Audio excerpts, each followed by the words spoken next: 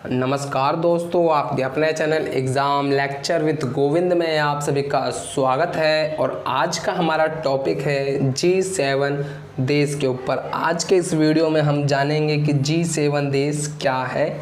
सबसे पहले तो हम समझेंगे कि G7 देश का पूरा नाम, इसके संगठन के बारे में, फिर हम जानेंगे सदस्य देश कौन कौन से हैं इसमें। उसके बाद हम समझेंगे G7 का इतिहास, और फिर हम जानेंगे कि चीन को G7 में जगह क्यों नहीं मिली और भारत के लिए G7 कितना महत्वपूर्ण। इन सारी चीज़ों की चर्चा हम आज के इस वीडियो में करने वाले हैं। तो चलिए टॉपिक की शुरुआत करते हैं G7 देश से। तो G7 देश का जो पूरा नाम है वो ग्रुप ऑफ 7 है। यह एक अंतर सरकारी संगठन है। अंतर सरकारी संगठन क्या होता है? अंतर सरकारी संगठन का अर्थ यहाँ पे है कि ये जो संगठन है ये सरकारों के द्वारा बनाया गया है, यानी जो सदस्य देश हैं उनकी सरकारों के द्वारा ये संगठन का निर्माण किया गया है, इसलिए अंतर सरकारी संगठन कहते हैं इसको। इसके अंतर्गत दुनिया के 7 सबसे बड़े इंडस्ट्रियल देश सम्मिलित हैं, जो कि अपने आप में ही विकसित हैं आर्थिक रूप से।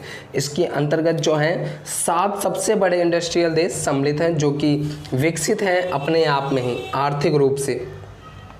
बात कर लेते हैं G7 के सदस्य देशों के बारे में। तो G7 के 7 सदस्य देश हैं, जिसमें कनाडा है, फ्रांस है, जर्मनी है, इटली है, जापान है, ब्रिटेन है और अमेरिका है। ये सभी देश इंडस्ट्रियल देश है, पूंजीवादी देश हैं, जो कि अपने आप में ही विकसित हैं आर्थिक रूप से। और ये सभी के सभी G7 सदस्य के हैं। आगे की चर्चा करते हैं G7 के इतिहास के बारे में। सबसे पहले हम जानते हैं कि G7 की शुरुआत कब हुई। तो G7 की शुरुआत हुई 1975 में। कब हुई? 1975 में। 6 देशों से मिलकर बना है। इसमें जो 6 देश थे उस वक्त अमेरिका था, ब्रिटेन था, पश्चिम जर्मनी था और फ्रांस था, जापान था और इटली था। ये 6 के 6 देश जो थे वो बने थे, जिसे G6 कहा गया था। और उस वक्त जो है वो शीत युद्ध का दौर चल रहा था। और दुनिया जो थी वो 2 ध्रुवीय विश्व में बटी हुई थी। एक था पूंजीवाद, दूसरा था समाजवाद। इन दोनों की लड़ाई में दुनिया थी, और इन्होंने एक ग्रुप बनाया और उसका नाम दिया G6, यानी ग्रुप ऑफ 6।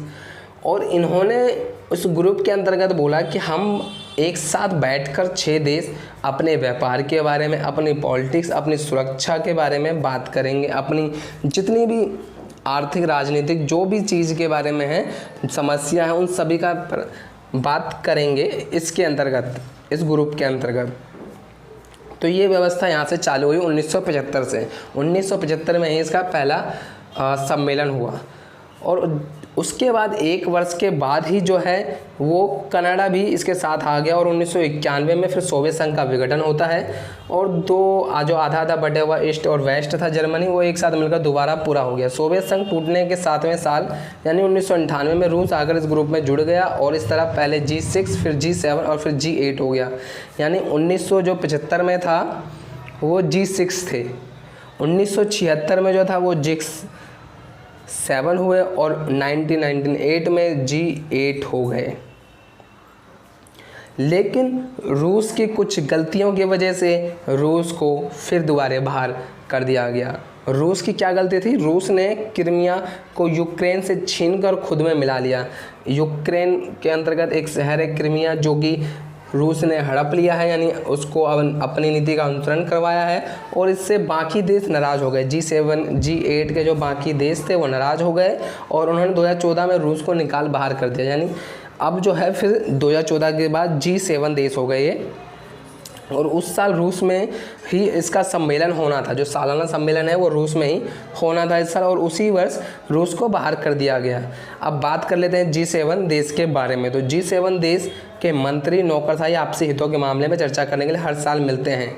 आपसी हितों के मामलों पर चर्चा करने के लिए हर साल मिलते हैं। प्रत्येक सदस्य देश बारी बारी इस समूह की अध्यक्षता करता है। 2 दिवसीय वार्षिक शिखर सम्मेलन की मेजबानी करता है। यानी हर एक सदस्य देश जो है वो बारी बारी इस समूह की अध्यक्षता करता है, और 2 दिवसीय वार्षिक शिखर सम्मेलन की जो है मेजबानी भी वही करता है। G7 सदस्य की यह प्रक्रिया जो है वो एक चक्र के रूप में चलती रहती है। अभी हाल फिलहाल में जितने भी सम्मेलन हुए हैं उसमें जो उन्होंने चर्चा करी है शिखर सम्मेलनों में, वो ये करी है कि ऊर्जा पे अत्यधिक ज़्यादा जोर दिया, ऊर्जा नीति पे, जलवायु परिवर्तनों पर इनकी बातचीत काफ़ी ज़्यादा हो रही है। बीमारियों, HIV एड्स और वैश्विक सुरक्षा जैसे कुछ विषय हैं जिन पर पिछले कुछ सम्मेलन में काफ़ी ज़्यादा चर्चाएँ हुई थी। शिखर सम्मेलन के अंत में एक सूचना जारी की जाती है जिसमें सहमति वाले बिंदुओं का जिक्र होता है, कि ये सहमति इस सम्मेलन में बनी है और आगे वो करेंगे। एक बात और, ये जो जितनी भी ये G7 के देश की जो वो होती है सहमति होती है, वो एक भी बाध्यकारी नहीं है। ये G7 सदस्य के देशों में जो एक भी है वो एक भी बाध्यकारी नहीं है। इसका क्या रीज़न है मैं बताता हूँ। इसमें कोई नियम नीति नहीं है, इसका कोई संविधान नहीं है, इसकी कोई अनुसूची नहीं बनाई गई है, जिसके कारण इस G7 देश में जो सहमति बनती है उसका कोई बाध्यकारी नहीं है कि अपनाना ही जरूरी है। अब हम बात कर लेते हैं कि G7 में चीन को क्यों नहीं लिया गया।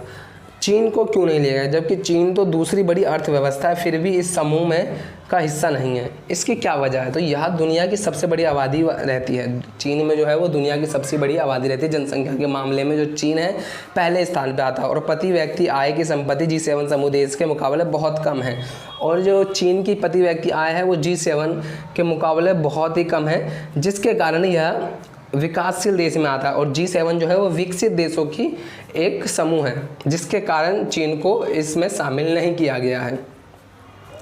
अब बात कर लेते हैं हम भारत की G7 में भूमिका। तो अभी शिखर सम्मेलन अन्य देशों और अंतर्राष्ट्रीय संगठनों के प्रतिनिधियों को भी भाग लेने के लिए आमंत्रित किया जाता है शिखर सम्मेलन में। और तो 2019 में भारतीय प्रधानमंत्री नरेंद्र मोदी को भी आमंत्रित किया गया था, जो कि भारत की भूमिका है शामिल किया गया था। और उसके बाद जो है पूर्व प्रधानमंत्री जो है हमारे मनमोहन सिंह के शासनकाल के दौरान भारत ने 5 बार G7 का भाग लिया। उस वक्त G8 था। उस वक्त उन्होंने 5 बार उसमें भाग ले रखा है। और भारत सदैव ही संयुक्त राष्ट्र जैसी संस्थाओं में सुधार का पक्षधर रहा है।